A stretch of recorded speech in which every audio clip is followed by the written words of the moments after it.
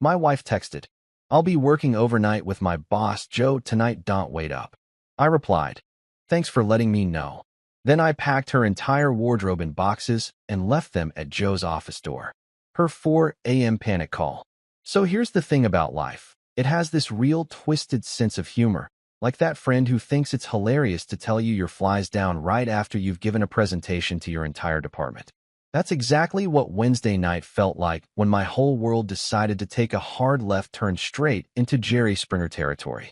My name is Marcus Dalton, 32 years old, software consultant by day and apparently amateur detective by night, though I didn't know that part yet. I've got what my grandmother used to call good instincts and what my therapist calls hypervigilance issues. But hey, potato, right? The point is, my guts never steered me wrong, even when my brain's been dumber than a box of rocks. That particular evening started off normal enough. You know, the kind of boring suburban normalcy that makes you wonder if this is really what adulting was supposed to feel like. I was standing in my kitchen, wrestling with a box of penne pasta that apparently required a PhD in engineering to open, when I heard that familiar little ping from my phone. You know the sound, that innocent little notification that could either be your mom asking if you're eating enough vegetables or the digital equivalent of a grenade pin being pulled. I glanced over at the phone sitting on the granite countertop that Julia insisted we needed because everyone has granite now, Marcus, and smiled. Probably just my wife reminding me to pick up milk or asking if I remembered to pay the electric bill. Julia's always been the organized one in our relationship, the type who has color-coded calendars and actually uses the reminder app on her phone for stuff other than avoiding awkward small talk with neighbors. But when I picked up that phone and read the message, I swear I could hear the sound effect from those old Western movies, you know, the one that plays right before someone draws their gun in the middle of Main Street. The message was short, sweet, and about as subtle as a brick through a window. "I'll be working overnight with my boss Joe tonight. Don't wait up." Now, let me paint you a picture here. Julia works in marketing for some fancy firm downtown, the kind of place where everyone drinks overpriced coffee and uses words like synergy in actual sentences without irony. Her boss Joe is one of those guys who probably peaked in college but thinks he's still got it. You know the type. Designer stubble, expensive watches, and the kind of cologne that announces his presence 3 minutes before he actually walks into a room. But here's the kicker. Julia's never, and I mean never, worked overnight in the 5 years she's been at that company. Hell, the woman complains if she has to stay past 5:30 because it cuts into her yoga class time. So reading that text was like watching a magic trick where the magician forgets to hide the rabbit before pulling it out of the hat. My brain started doing that thing where it connects dots faster than a kid with a new box of crayons. Working overnight. With Joe. The same Joe who's been sending her LinkedIn messages about networking opportunities for the past month. The same Joe who coincidentally showed up at our neighborhood Starbucks last weekend, acting all surprised to run into Julia like he hadn't obviously stalked her Instagram stories to figure out where she gets her morning latte. Translation? I'll be practicing overtime cardio. Now, here's where most guys would probably lose their minds, start throwing things, maybe punch a wall, and end up with a broken hand and a really awkward emergency room visit. But me? I've always been more of a chess player than a checkers guy. My dad used to say, "Marcus, when someone shows you who they are, believe them. And when someone tries to play you for a fool, show them what a real player looks like." So instead of flying into some dramatic rage that would have made Julia feel justified in whatever the hell she was doing, I took a deep breath, counted to 10 like my anger management app suggested. Don't judge me. We all have our digital crutches, and crafted the most beautifully passive-aggressive response in the history of text messaging. "Thanks for letting me know." 7 words. No emojis, no follow-up questions, no angry typing indicators that would give away my emotional state.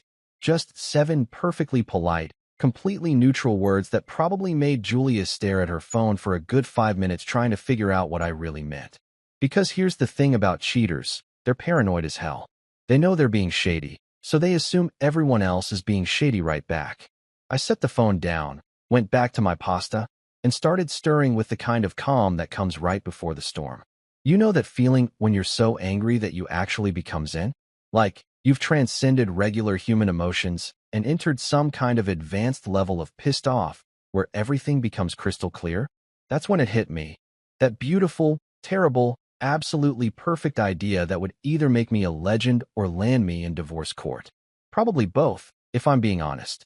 I looked around my kitchen at our shared life with its matching dish towels and coffee mugs that said Mr. and Mrs. in that cutesy font that seemed so charming when we got married, and I thought, well, Joe's office is about to get a new interior design upgrade.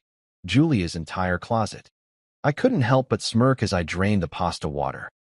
The steam rose up like incense at the altar of my newfound clarity, and for the first time in months, hell, maybe years, I felt like I was exactly where I needed to be, doing exactly what needed to be done. Game on, Julia. Game on. You know that moment when you realize you're about to do something either brilliant or completely insane, and you're not entirely sure which one it is? Yeah, that was me standing in my bedroom at 9:47 p.m., staring at Julia's side of the walk-in closet like I was Indiana Jones about to navigate some ancient temple filled with designer booby traps. Let me tell you something about my wife's closet. It's like a small country with its own economy, complete with districts for different seasons and diplomatic relations between shoes and handbags. The woman has more clothes than most department stores, and every single piece has a story, a price tag that made me question our financial decisions, and apparently, a memory attached to it that I was about to box up and ship out. I grabbed the first empty Amazon box from our garage, because of course we had a stack of them. We're millennials, we basically survive on Prime deliveries and the false hope that we'll actually use those storage containers we keep ordering.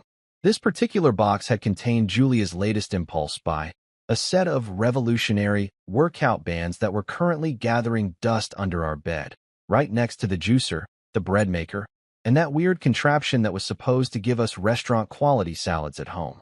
Standing in front of her color-coordinated wardrobe, I felt like I was about to perform surgery, except instead of saving a life, I was methodically dissecting a marriage.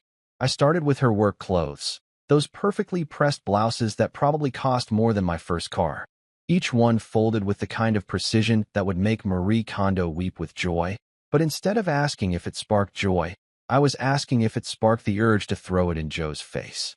Her navy blue blazer, the one she wore to our anniversary dinner last month, where she spent half the evening texting work emergencies, went into the box first, followed by that cream silk blouse she claimed made her feel confident and professional. Yeah, professional at something, all right. Then came the little black dress she bought for the company Christmas party, the one where she danced a little too close to Joe during the slow songs while I stood by the punch bowl wondering if I was being paranoid. Each piece of clothing felt like evidence in a courtroom, and I was both the detective and the prosecutor building a case. Her $600 Jimmy Choo heels, the ones she said were an investment in her career, got wrapped in bubble wrap like they were priceless artifacts, which, considering how much she paid for them, they basically were. Those shoes had walked into more late meetings and client dinners than I could count, and now they were taking their final walk right out of my life. But the real kicker was that ridiculous scarf, the one with the abstract pattern that looked like someone had sneezed paint onto expensive fabric. I remembered the day she came home with it, practically glowing as she told me how Joe had complimented it during their brainstorming session. She'd worn it at least twice a week since then, always on days when she had meetings with Joe's team. That sucker went right to the front and center of box number 2, like a flag of surrender in the war I didn't even know I was fighting. By the time I got to her pajamas, including those obnoxious live, laugh, love ones her sister gave her for Christmas, I was in full-blown therapeutic mode. Who the hell needs expensive therapy when you can pack betrayal into cardboard boxes? Each fold was like a meditation, each sealed box a step toward enlightenment, or a complete mental breakdown. At this point, I wasn't entirely sure there was a difference. Box 4 contained her gym clothes, which was ironically hilarious considering the woman hadn't seen the inside of a gym since Obama was president, but apparently, she'd been getting plenty of cardio elsewhere. I found myself humming while I folded her yoga pants, the expensive ones from that brand that celebrities endorse, as if spending $120 on stretchy pants would somehow make her more spiritually enlightened. By box 6, I'd graduated to full-on whistling. Don't Worry, Be Happy seemed appropriate, though I'm pretty sure Bobby McFerrin never intended it as a divorce anthem. My neighbor, Mrs. Henderson, probably thought I'd finally snapped and was having some kind of manic episode. She'd been giving me concerned looks over the fence for weeks, like she could sense the domestic tension radiating from our perfectly manicured suburban home.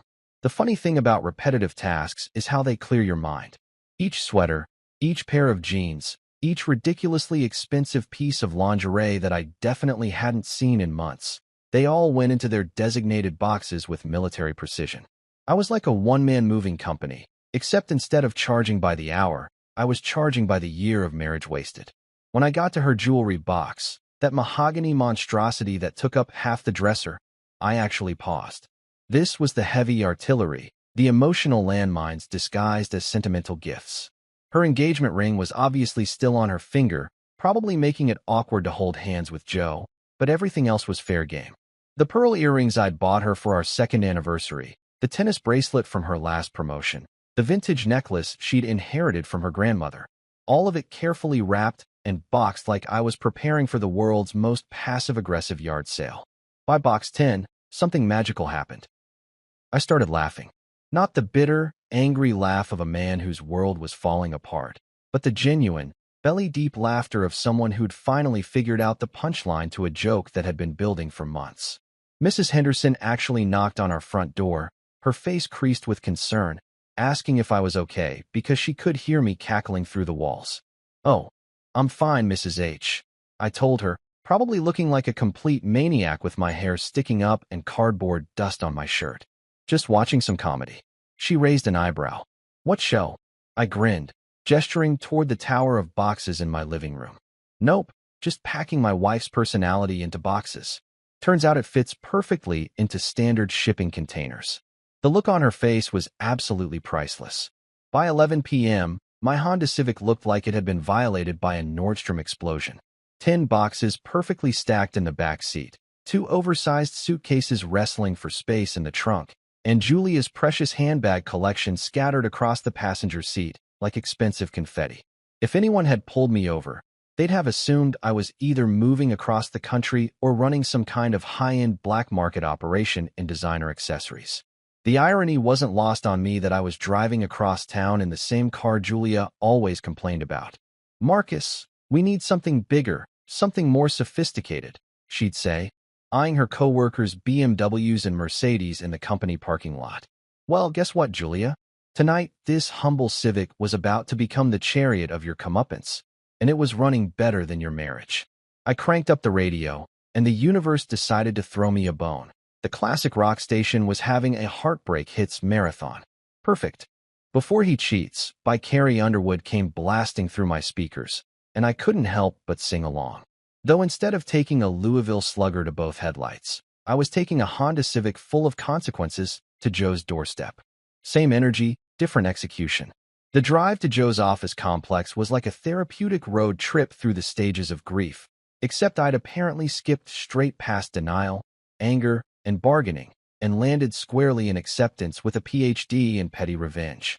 Every red light gave me time to admire my handiwork in the rearview mirror. Those boxes were packed with the kind of precision that would make a professional mover jealous and a marriage counselor rich. Downtown looked different at this hour, like a movie set after all the actors had gone home. The streets that were usually packed with stressed-out commuters and overpriced food trucks were now eerily quiet, populated only by the occasional Uber driver and whatever poor soul was working the graveyard shift at the 7-Eleven. It felt apocalyptic in the best possible way, like I was the last man standing in a world that had finally made sense. Joe's office building was one of those modern glass monstrosities that looked like it was designed by someone who'd never actually worked in an office. All sharp angles and reflective surfaces, the kind of place where you needed a GPS to find the bathroom and a degree in architecture to figure out which elevator actually went to your floor. During the day, it probably buzzed with the energy of ambitious young professionals climbing corporate ladders. At night, it looked like a giant metaphor for everything hollow about the modern workplace. But here's where the universe decided to gift wrap this whole operation with a shiny bow. The security guard was completely passed out in his little booth, snoring loud enough to wake the dead in 3 time zones. This guy wasn't just asleep.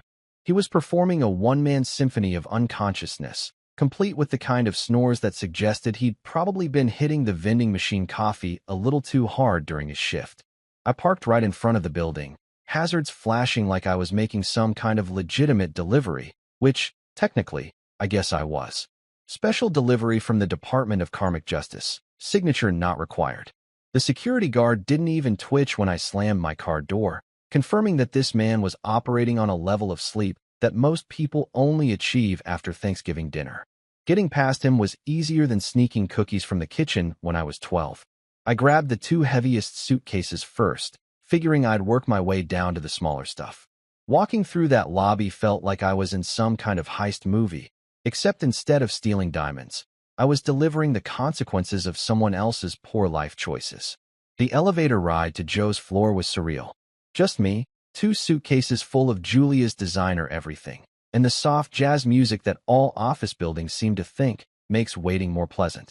I caught my reflection in the polished elevator doors and had to admit, I looked pretty good for a guy whose marriage had imploded 12 hours ago. There's something to be said for having a purpose, even when that purpose involves potentially committing what might technically be considered trespassing.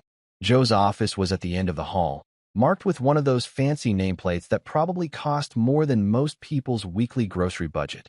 Joseph Richardson, Senior Marketing Director. The door was solid wood, the kind that screamed, "I make six figures and have strong opinions about wine," which made it the perfect backdrop for what I was about to do. One by one, I made my trips from the elevator to Joe's door, building a monument to martial disaster right there in the corporate hallway.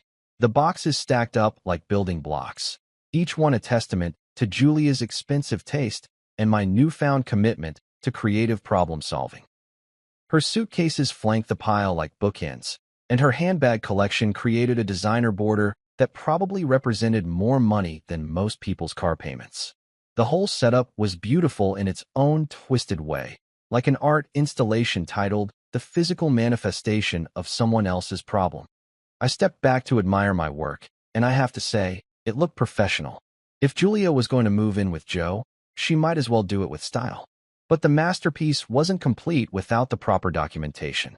I pulled out a piece of paper from my wallet, the back of a receipt from the grocery store where I'd bought ingredients for the dinner Julia never came home to eat, and wrote what might have been the most satisfying note of my entire life. Julia's belongings. She's your problem now. Marcus. Short, sweet, and to the point. No unnecessary drama, no lengthy explanations, just a simple transfer of ownership that would make any legal document proud. I placed it right on top of the highest box, where it couldn't possibly be missed, like a flag claiming territory in the name of poetic justice. I stepped back, pulled out my phone, and took a photo that belonged in the Smithsonian's Hall of Beautiful Revenge. The lighting was perfect, the composition was artistic, and the message was crystal clear. This picture was going straight into my Evidence of Brilliance folder, right next to screenshots of Julia's suspicious text messages and that photo of her car in Joe's driveway last month that she claimed was just a coincidence. Standing there in that corporate hallway, surrounded by the physical evidence of my wife's betrayal now gift-wrapped for her boss, I whispered to the universe, "Special delivery. Handle with care, contents fragile, her loyalty." The elevator ride down felt like floating. You know what's better than a good night's sleep? The sound of karma calling at 4 a.m. to let you know it's clocked in for its shift. I'd barely gotten 3 hours of the most peaceful sleep I'd had in months when my phone started buzzing like an angry wasp trapped in a mason jar. At first, I figured it was probably a wrong number or some emergency alert about a missing person, which, technically, it kind of was. But when I rolled over and saw Julia's contact photo lighting up my screen like a neon sign advertising panic, I knew my little midnight delivery service had been discovered. Her picture, one of those couple selfies we'd taken during happier times at some wine festival, both of us grinning like idiots who thought they'd figured out the secret to eternal happiness, was now flashing at me with the urgency of a fire alarm. The phone buzzed once, twice, 3 times before going to voicemail, then immediately started ringing again, and again, and again. It was like Julia had discovered the redial button for the first time and decided to treat it like a slot machine, convinced that if she just kept pulling the lever, eventually she'd hit the jackpot of me picking up and pretending this was all some big misunderstanding. I let it ring 6 more times while I lay there in bed, staring at the ceiling and enjoying what was probably the last moment of peace I'd have for the next several hours. There's something beautifully satisfying about watching someone's desperation play out in real time through missed call notifications. Each buzz was like a little victory bell, confirming that my carefully orchestrated plan was working exactly as intended. Finally, on what must have been the 15th call, I decided to put Julia out of her misery. I swiped to answer with the casual indifference of someone taking a customer service call about an overdue library book. "Hello," I said, injecting just the right amount of sleepy confusion into my voice, like I was genuinely surprised to be receiving a phone call at this ungodly hour. "Marcus." Julia's voice exploded through the speaker so loudly I had to hold the phone away from my ear. She sounded like she was either having a complete meltdown or auditioning for a role in a soap opera. Possibly both. "What did you do?" "My clothes, my life, are outside Joe's office." "Are you completely insane?" I had to bite my lip to keep from laughing. This was even better than I'd imagined.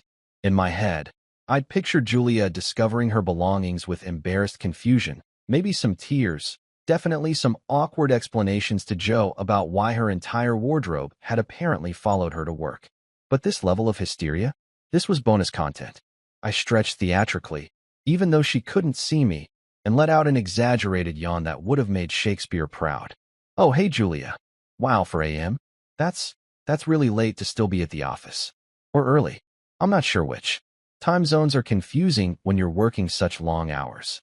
"Don't play dumb with me," she shrieked, and I could practically hear her pacing frantically wherever she was.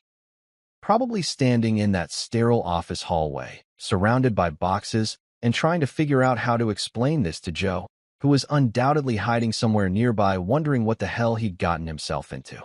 "You know what you did. You dumped all my stuff here like some kind of psychopath." "Psychopath," I repeated, genuinely offended. "Julia, that's hurtful. I prefer logistics coordinator. I was just being helpful. You said you'd be working overnight with Joe, so I figured, why make two trips?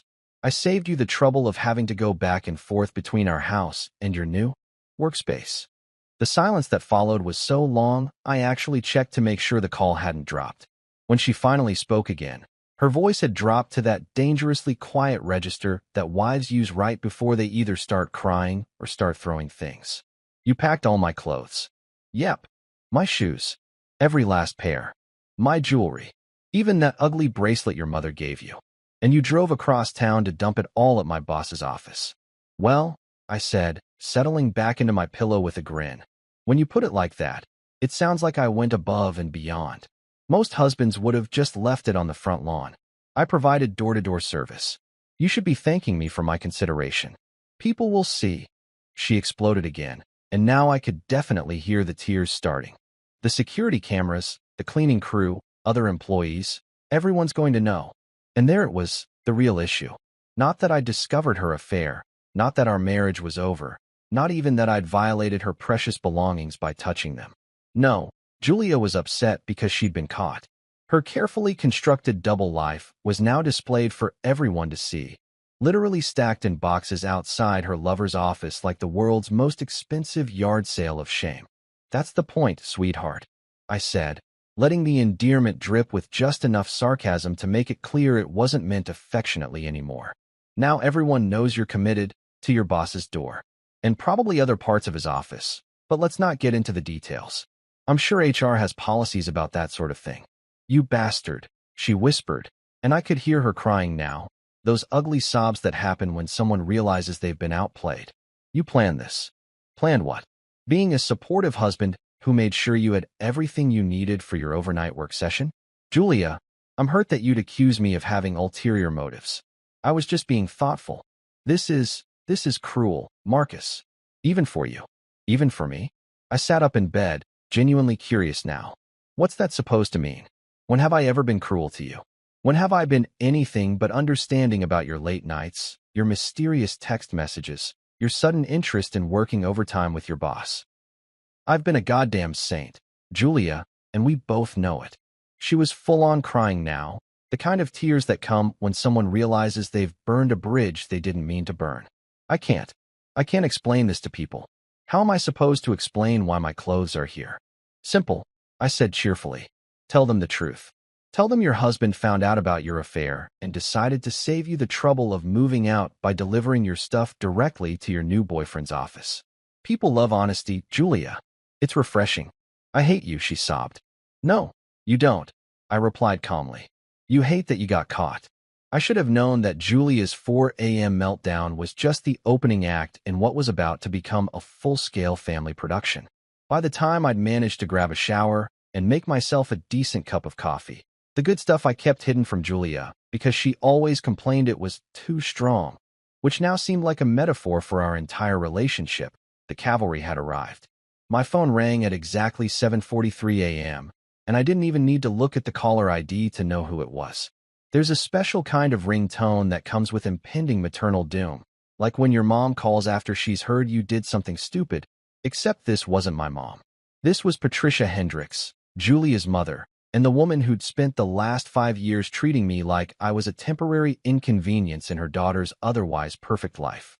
Patricia had never liked me, not from day one when I showed up to family dinner wearing jeans instead of khakis, and definitely not when I had the audacity to marry her precious daughter without asking for her blessing first. She'd spent our entire engagement dropping subtle hints about how Julia deserved someone more ambitious, which was rich coming from a woman whose biggest life achievement was organizing the church bake sale fundraiser 3 years running. Patricia, I answered, settling into my favorite chair with my coffee and preparing for what I knew was going to be an epic performance. What a pleasant surprise. It's been what, 6 weeks since you've called to tell me how I'm failing your daughter? I was starting to worry you didn't care anymore. How dare you? She launched right in. No pleasantries, no warm-up, just straight into full banshee mode like she'd been practicing this speech since dawn. How dare you throw Julia's things out like she's some kind of common criminal? She's your wife, Marcus. Your wife. I took a long, deliberate sip of my coffee, letting the silence stretch just long enough to be uncomfortable. Actually, Patricia, that's where you're wrong. She's Joe's overnight assistant now. I'm just the guy who handles the logistics. Don't you get smart with me, young man. Oh, here we go with the young man treatment. Patricia always pulled out the disciplinary mom voice when she was really gearing up for a lecture. I don't know what's gotten into you, but this behavior is completely unacceptable. Julia is devastated. And it's all because you've lost your mind. Devastated that she got caught, you mean? I asked innocently, because I'm pretty sure she was feeling pretty good about things around midnight last night when she was practicing her presentation skills with her boss. That's enough. Patricia shrieked so loudly I had to hold the phone away from my ear. I don't know what lies you've convinced yourself of, but Julia would never do what you're implying. She's a good girl from a good family, and she doesn't deserve this kind of treatment from her husband. And there it was, the classic maternal defense mechanism. When faced with evidence that their precious child has screwed up, some parents choose denial so strong it could power a small city. Patricia had apparently decided that rather than accept the possibility that her daughter was capable of cheating, it was easier to believe that I'd suddenly turned into a psychotic monster who threw his wife's clothes out for fun. Patricia, I said, switching to my most reasonable, patient voice, the one I used when explaining basic computer concepts to elderly relatives. Let me ask you something. In the 5 years Julia and I have been married, have I ever done anything even remotely like this before? Have I ever thrown her things out? Have I ever been cruel or vindictive or unreasonable? There was a pause, and I could practically hear her brain working overtime to find some past incident she could use against me. The truth was, I'd been a model husband by any reasonable standard, faithful, supportive, patient with her family, tolerant of her shopping habits, and willing to sit through more romantic comedies than any straight man should have to endure. That doesn't matter, she finally sputtered. People can snap. People can have mental breakdowns. And clearly, that's what's happened here. Or, I suggested helpfully, your daughter sent me a text message telling me she was working overnight with her boss for the first time in 5 years, and I put 2 and 2 together and got a fair. You know, like a functioning adult with basic pattern recognition skills. Marriage vows, Patricia screamed, apparently deciding to abandon logical arguments in favor of random relationship concepts. You took marriage vows, Marcus, for better or worse, in sickness and in health. You're absolutely right, I agreed. I did take those vows, and I kept them, every single one. But here's the thing, Patricia, those vows were supposed to be mutual. Pretty sure till paperwork do us part wasn't in the original contract. The silence that followed was so complete I thought she might have actually fainted. When she finally spoke again, her voice had dropped to that dangerous whisper that mothers use right before they completely lose their shit. You are a horrible, spiteful man, Marcus Dalton. And when Julia comes to her senses and realizes what a mistake she's made, you'll be sorry. You'll be sorry you treated her this way. Patricia, I said, finishing the last of my coffee and feeling surprisingly zen about this whole conversation. Julia made her choice when she decided to spend the night with her boss instead of coming home to her husband. I didn't break our marriage. I just provided the moving services when it was already over. This isn't over, she hissed. You haven't heard the last of this. And then she hung up on me. Actually hung up, like we were teenagers having a fight about curfew instead of adults dealing with the aftermath of adultery. I sat there for a moment, staring at my phone, and then did something I hadn't done in months. I laughed. Not the bitter, angry laugh of a man whose world was falling apart, but the genuine, belly-deep laughter of someone who'd just realized how absurd his life had become. Here I was, being lectured about marriage vows by the mother of a woman who was currently explaining to her boss why her entire wardrobe had mysteriously appeared outside his office door. My eggs, the perfect over-easy ones I'd made while Patricia delivered her sermon, were waiting for me on the counter, and they tasted better than anything I'd eaten in months. Maybe it was the absence of guilt, or maybe it was the presence of justice, but everything seemed more flavorful when you weren't pretending your life was something it wasn't. I checked my phone. 3 missed calls from numbers I didn't recognize, probably other members of Julia's family preparing their own interventions. My voicemail was probably filling up with lectures about forgiveness and working things out and giving people second chances. But you know what? My coffee was perfect, my eggs were delicious, and for the first time in years, I felt like I was exactly where I belonged. Around noon, just as I was settling into what was shaping up to be the most productive work-from-home day I'd had in months, my phone rang with a number I didn't recognize. Now, normally I'd let unknown numbers go straight to voicemail, because 90% of the time it's either a telemarketer trying to sell me an extended warranty for a car I don't own, or some robot informing me that my social security number has been suspended for suspicious activity. But today felt different. Today felt like the universe was lining up all the players for the grand finale of this domestic drama, and I didn't want to miss any of the performances. Marcus Dalton. I answered in my most professional voice, the one I use for client calls when I want to sound like a competent adult who definitely has his life together. Marcus, this is Joe Richardson. The voice on the other end was trying way too hard to sound calm and authoritative, like a substitute teacher attempting to control a classroom full of teenagers who already smell weakness. I think we need to talk. Oh, this was Rich. Joe Richardson, the man, the myth, the legend who'd been playing hide the salami with my wife, was actually calling me directly.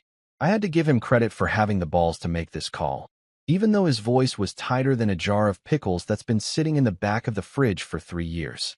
Joe, I said with the kind of enthusiasm usually reserved for running into old college friends at the grocery store.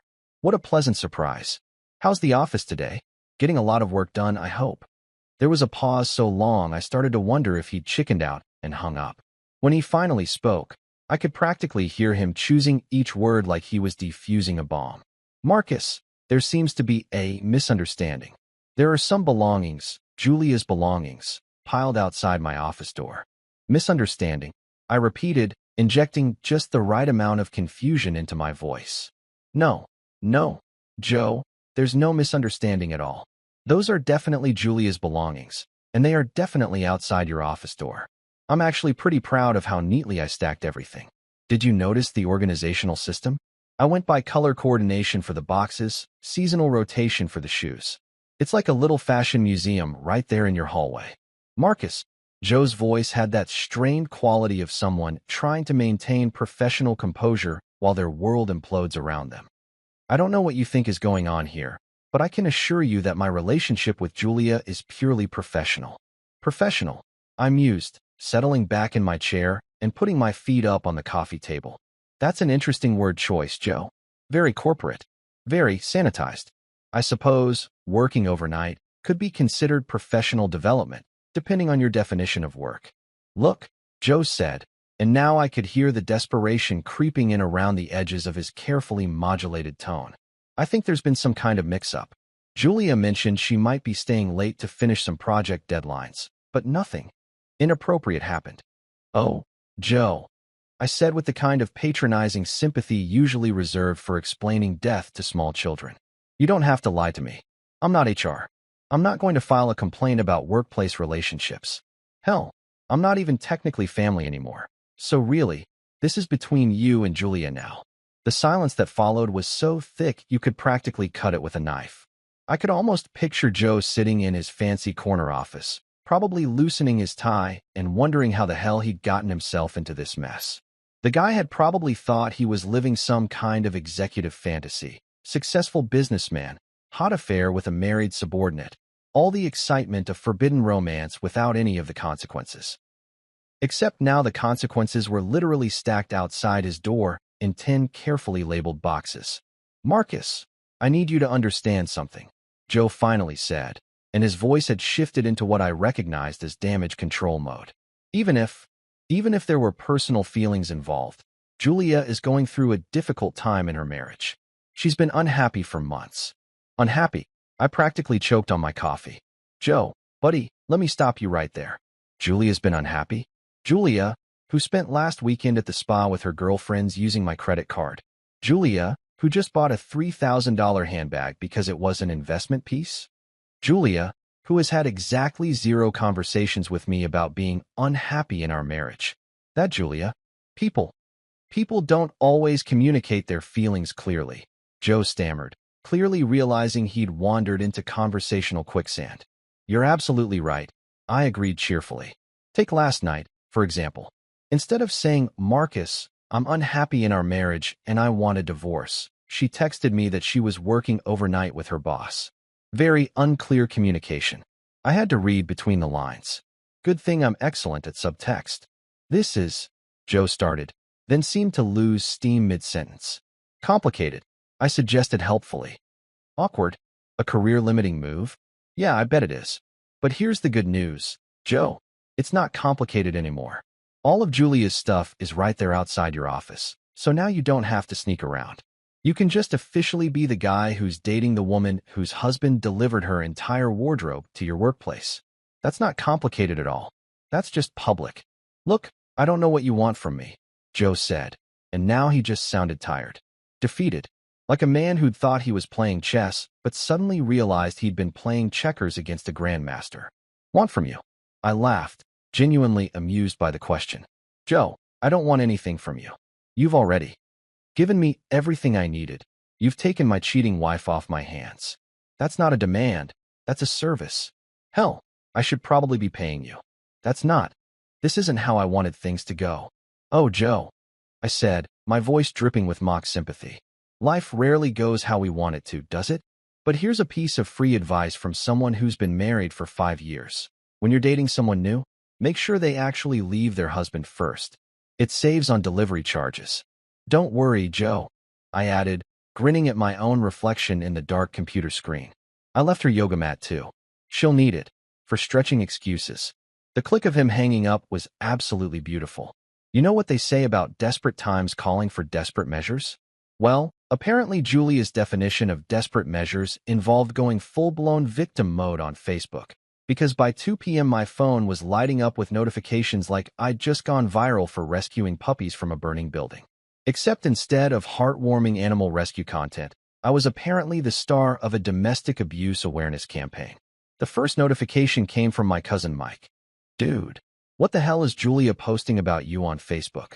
Followed immediately by a screenshot that made my blood pressure spike and my coffee taste like battery acid.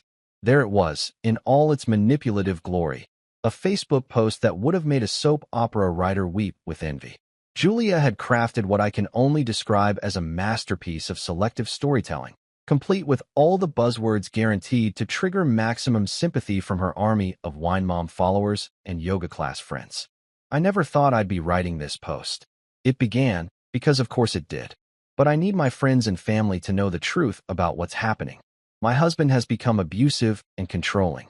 Last night, He threw all of my belongings out of our home without warning. I came home to find my entire life scattered and destroyed. I'm scared, hurt, and don't know where to turn. Please don't believe any lies he might try to spread about me. I'm just trying to survive this nightmare. I stared at my phone screen, reading and rereading this creative writing exercise masquerading as a cry for help. And I had to admit, Julia had missed her calling as a fiction writer. The woman who'd been texting her boss about overnight work sessions had somehow transformed herself into a battered wife fleeing domestic violence. It was like watching a magic trick performed by someone with absolutely no shame and a PhD in gaslighting. The comments were already pouring in like a digital lynch mob armed with heart emojis and righteous indignation. OMG, Julia, I'm so sorry. What a monster. You deserve so much better. Stay strong, babe. The whole thing read like a support group for people who'd never actually met me, but were absolutely certain I was the Antichrist based on one carefully crafted Facebook post. But here's the thing about Julia's little social media strategy. She'd apparently forgotten that I'm not some technologically challenged boomer who thinks the Facebook is where young people share pictures of their lunch. I've been on social media since back when you needed a college email address just to sign up, and I understand the fundamental rule of internet warfare. Whoever has the receipts wins. I screenshot Julia's post, saved it to my phone, and then opened up my own Facebook account. Now, I'm not usually one for airing dirty laundry on social media. I'm more of a keep your personal business personal kind of guy. But when someone declares war using lies and manipulation, sometimes you have to fight fire with screenshots. My response post was a thing of beauty, crafted with the precision of a surgeon and the subtlety of a sledgehammer. Since my wife has decided to take our personal business public, I guess it's time to set the record straight. Here's the text message she sent me last night. Then I posted a crystal clear screenshot of Julia's working overnight with my boss Joe message, complete with timestamp and her contact photo smiling innocently at the top of the screen. But I wasn't done. Oh no, this was just the opening salvo. And here's where I threw her belongings out. I continued, posting the beautiful photograph I'd taken of her neatly organized mountain of boxes outside Joe's office door. Professional delivery service, right to her new workplace. Because I'm thoughtful like that. The response was immediate and glorious. Within 10 minutes, I had more notifications than a teenager posting thirst traps on Instagram. Comments started flooding in faster than I could read them, and the tone shift was so dramatic you could practically hear the collective, "Oh shit," echoing across the internet. DAM and Marcus, from my buddy Chris. Receipts, from my coworker Sandra. Plot twist, from my neighbor's wife who apparently lived for this kind of suburban drama. And my personal favorite, from Julia's own college roommate. Girl, this ain't it. But the real entertainment came from watching Julia's support squad slowly realize they'd been played. Comments on her original post started getting deleted as her friends began to understand that maybe, just maybe, they'd jumped on the wrong bandwagon. It was like watching dominoes fall in reverse, except instead of falling down, people were falling away from Julia's narrative faster than rats abandoning a sinking ship. The popcorn emoji responses started showing up in my DMs like I was hosting the world's most entertaining reality show. People were forwarding screenshots of Julia's post to their friends, not out of sympathy for her plight, but because it had become the internet equivalent of watching a train wreck in slow motion. My phone buzzed with a text from my sister. "Holy shit, Marcus. Did Julia really think this would work?" Followed immediately by another message. "Also, why didn't you tell me she was cheating? I've been sending her birthday cards for years." The beauty of Julia's social media strategy was that it had backfired so spectacularly, it was almost artistic. In trying to paint me as an abusive monster, she'd actually provided me with the perfect platform to reveal the truth about her affair. Her own Facebook post had become evidence against her, and every person who'd initially jumped to her defense was now quietly unfriending her, or, even better, sending me private messages apologizing for their hasty judgment. By 4 p.m., Julia had deleted her original post, but the internet is forever, and screenshots live on in the phones of every person who'd witnessed her spectacular self-destruction. The damage was done, her reputation was toast, and I hadn't even had to get mean about it. I'd just provided facts, timestamps, and photographic evidence, letting the truth speak for itself. My cousin Mike texted me, "Dude, You just won the internet. That was beautiful. And honestly, it really was. Julia had tried to weaponize social media against me, but she'd forgotten the cardinal rule of online warfare. Never start a fight with someone who has better evidence and a more compelling story. The irony wasn't lost on me that in trying to destroy my reputation, Julia had actually enhanced it. I was no longer Marcus the software consultant. I was Marcus the guy who'd handled his wife's affair with style, grace, and the kind of strategic thinking that made people respect the hell out of him. Half of her friends had unfriended her by dinner time. The other half were sliding into my DMs asking for the full story. If I thought Julia's social media meltdown was the grand finale of her spectacular self-destruction tour, I was dead wrong. Apparently, public humiliation was just the warm-up act for what turned out to be the main event, a masterclass in how to turn adultery into felony charges in 3 easy steps. It was around 6 p.m. when my phone buzzed with a text that made me nearly choke on the beer I was enjoying while reading the increasingly desperate comments on Julia's deleted Facebook post. The message was from my bank's fraud alert system, and it was the kind of notification that makes your heart rate spike and your palms sweat, even when you know you haven't done anything wrong. Fraud alert. We've detected suspicious activity on your account ending in 4738. Transaction attempted. $847.63 at Nordstrom. Text yes to approve or NO to decline. I stared at that message for a full 30 seconds, my brain trying to process what I was seeing. Julia was attempting to use my credit card. My credit card. The one I'd specifically told her was for emergencies only, back when I still believed her definition of emergency matched mine, instead of apparently meaning funding my new life with my boss after my husband discovers my affair. The sheer audacity was breathtaking. Here was a woman who less than 18 hours ago had been caught red-handed cheating on me, who'd spent the day playing victim on social media, and who was presumably somewhere explaining to Joe why her entire wardrobe had mysteriously appeared at his office, and she was shopping. Not just shopping, but shopping with MY money, as if nothing had changed, as if she still had any claim to our joint finances. I texted back, so fast I probably broke some kind of speed record, then immediately called the bank's fraud hotline. The automated system connected me to a customer service representative named Derek, who sounded like he was probably younger than my laptop, but had the kind of professional competence that made me feel better about the banking industry. Mr. Dalton, Derek said after I'd explained the situation, I see you've declined this transaction. Are you saying this is fraudulent activity? Derek, I said, settling into my couch with the kind of grim satisfaction that comes with watching karma work over time. My wife is attempting to use my credit card without permission after I discovered she's been having an affair with her boss. She doesn't live here anymore. I delivered all her belongings to her new boyfriend's office this morning. So yes, I'd say this qualifies as fraudulent activity. There was a pause, and I could practically hear Derek's training manual being mentally consulted. Okay, sir, I'm going to flag this card for suspicious activity and issue you a new one. Any other cards she might have access to? Actually, I said, pulling up my banking app with the kind of efficiency that would have made my old project management professor proud. Let me check something. I scrolled through recent transactions, and what I found made me laugh so hard that Derek asked if I was okay. Derek, my friend, I said, still chuckling. She tried to use the card twice. The first transaction was declined 30 minutes ago at some fancy restaurant downtown, probably trying to buy dinner for her and Joe. The second one you just alerted me about was at Nordstrom. She's not just attempting fraud, she's attempting systematic fraud. I see that now, Derek confirmed, and I could hear him typing away on his keyboard. Transaction at Romano's Italian Bistro for $156.23. Also declined due to our fraud protection algorithms. And yes, the Nordstrom transaction for $847.63. Should we contact law enforcement about this, Mr. Dalton? And there it was, the moment when Julia's bad decisions officially crossed the line from morally questionable into legally stupid. Credit card fraud isn't just a civil matter you handle in divorce court.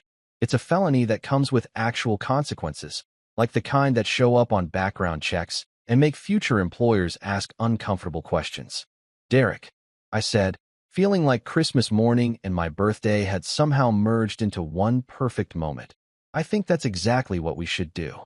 While Derek transferred me to the bank's fraud investigation department, I took a moment to appreciate the beautiful irony of the situation. Julia, in her infinite wisdom, had decided that the best response to being caught cheating was to compound her problems by committing actual crimes. It was like watching someone pour gasoline on a house fire because they thought it might help put out the flames. The fraud investigator, a woman named Jennifer who sounded like she'd handled about 10,000 cases just like this one, walked me through the process with the kind of professional efficiency that made me understand why people become accountants. Mr. Dalton, Jennifer explained, when someone uses a credit card without the cardholder's permission, that's considered identity theft under federal law. Given that you're in the process of separating from your wife, and she no longer has your permission to use these cards, this falls under our standard fraud protocol. What does that mean exactly? I asked, even though I was pretty sure I knew the answer and was just savoring the moment. It means we file a police report, Jennifer said matter-of-factly. The card is flagged as stolen, and any further attempts to use it will be reported as fraudulent activity. Depending on the total amount of unauthorized charges, this could result in misdemeanor or felony charges. I had to put the phone on mute for a moment because I was laughing too hard to maintain professional composure. Julia had gone from adultery to attempted fraud in less than 24 hours. At this rate, she'd be running a Ponzi scheme by Friday and robbing banks by the weekend. Jennifer, I said, composing myself, I think we should definitely file that police report. I'll need to transfer you to Officer Martinez with the Financial Crimes Unit, she said. He'll take your statement and issue a case number. 20 minutes later, I had a police report number, a new credit card being expedited to my address, and the satisfaction of knowing that Julia's shopping spree had been permanently canceled. But the real cherry on top came when my phone rang again, this time with a call from Officer Martinez himself. Mr. Dalton, Officer Martinez said, his voice carrying the kind of authority that comes with a badge and years of dealing with people making spectacularly bad decisions. We've got your fraud report, and I wanted you to know, your wife just tried to use the card again. Gas station this time. The transaction was automatically flagged and declined. 3 times? I asked, genuinely impressed by Julia's commitment to her new life of crime. 3 times, he confirmed. That bumps this up to a pattern of fraudulent activity. We'll be issuing a warrant for her arrest. I hung up the phone and raised my beer in a toast to the empty apartment. Congratulations, Julia, I said to no one in particular. You've graduated from cheating wife to federal criminal. Mom would be so proud. Saturday morning arrived with the kind of deceptive peace that makes you think maybe, just maybe, the universe has decided to give you a break from the chaos. I was sitting on my couch, drinking coffee from Julia's favorite mug, the one that said "World's Best Wife" in sparkly pink letters, which now felt like the universe's idea of a practical joke, when I heard the unmistakable sound of amateur criminals attempting what they probably thought was a stealth operation. The first clue was the rumble of a diesel engine outside my apartment complex, followed by car doors slamming with all the subtlety of a marching band practicing in a library. Then came the voices, loud, confident, and dumb enough to make you wonder if natural selection had somehow taken a coffee break. All right, so we just get her stuff and get out, one voice said, probably thinking he was whispering, but actually broadcasting at a volume that could be heard from space. In and out, 5 minutes max. I crept to my front window and peered through the blinds like some suburban spy, and what I saw was better than anything Hollywood could have scripted. Julia had apparently called in reinforcements in the form of her cousins Trevor and Kyle, 2 guys who looked like they'd been rejected from every protein powder commercial ever made. These were the kind of men who wore tank tops to formal events and thought business casual meant wearing jeans without holes in them. Trevor, the taller of the 2 walking disasters, was carrying what appeared to be a crowbar, because apparently someone had convinced him that breaking into an apartment required the full Home Depot toolkit experience. Kyle, meanwhile, was lugging a duffel bag that probably contained enough amateur burglary equipment to stock a very unsuccessful pawn shop. And there was Julia, standing behind them like a general commanding the world's least competent army, gesturing toward my front door with the kind of authority usually reserved for directing traffic during a natural disaster.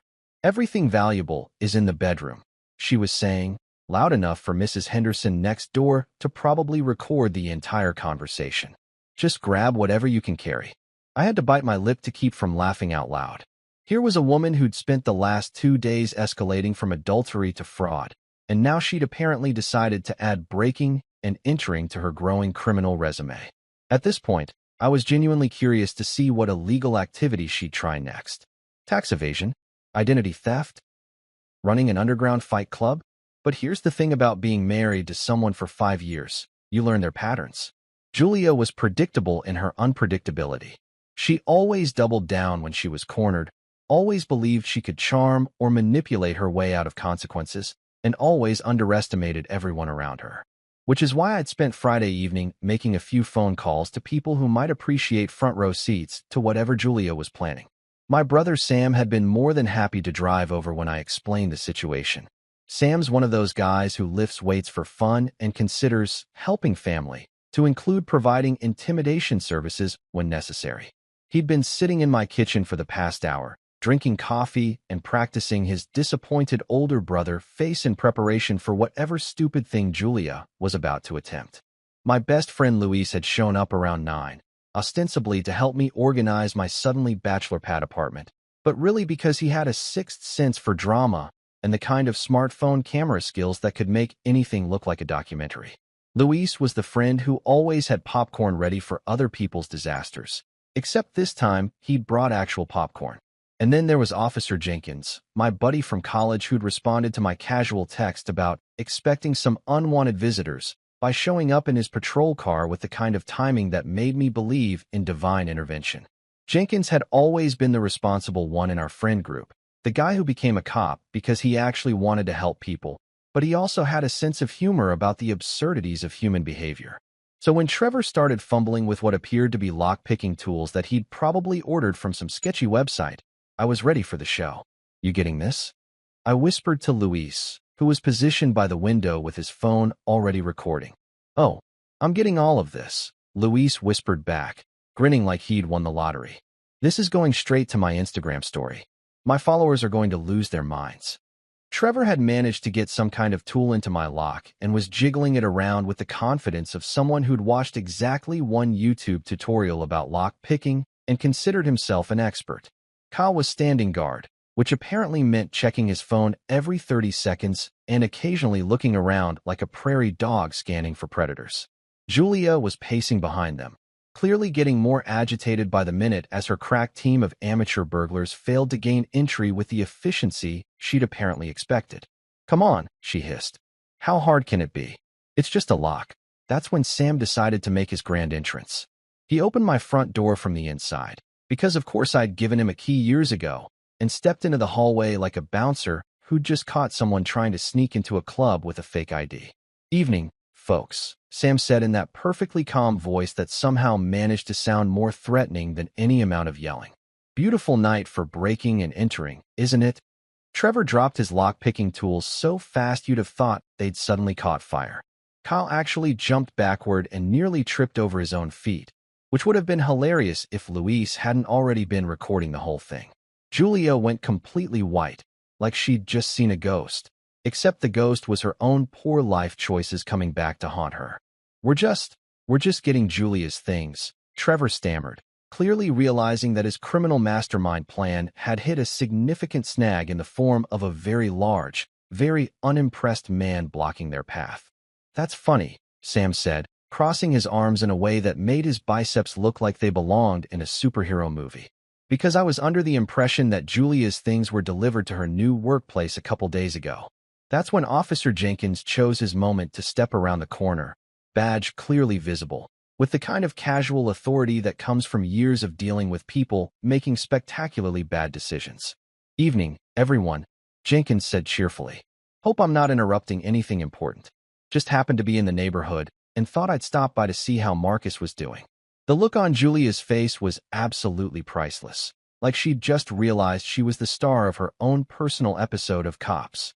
By the end of the week, Julia's reputation around town looked like my old gym socks, completely destroyed, permanently stained, and something you'd only touch while wearing protective gloves. The whole attempted break-in fiasco had been the final nail in the coffin of her carefully constructed image as a respectable suburban wife. Officer Jenkins had been absolutely professional about the whole thing, taking statements and explaining to Trevor and Kyle exactly how many laws they'd attempted to break in their 5-minute criminal career, while Julia stood there looking like someone who'd just realized she'd been playing chess with a pigeon. The best part? Luis's Instagram video of the whole thing had gone moderately viral in our little corner of the internet. Nothing major, just enough to ensure that everyone in our social circle, our neighborhood, and probably 3 surrounding zip codes knew exactly what kind of person Julia had revealed herself to be. The comments section was a masterpiece of suburban schadenfreude, with neighbors and acquaintances sharing their own stories about suspicious behavior they'd noticed but been too polite to mention. Mrs. Henderson had become something of a local celebrity, giving interviews to anyone who'd listen about how she'd always known something was off about Julia, conveniently forgetting that she'd been perfectly friendly with her right up until the moment the drama exploded. It's amazing how quickly people rewrite history when they want to be on the winning side of a neighborhood scandal. The criminal charges were proceeding exactly as Officer Martinez had promised.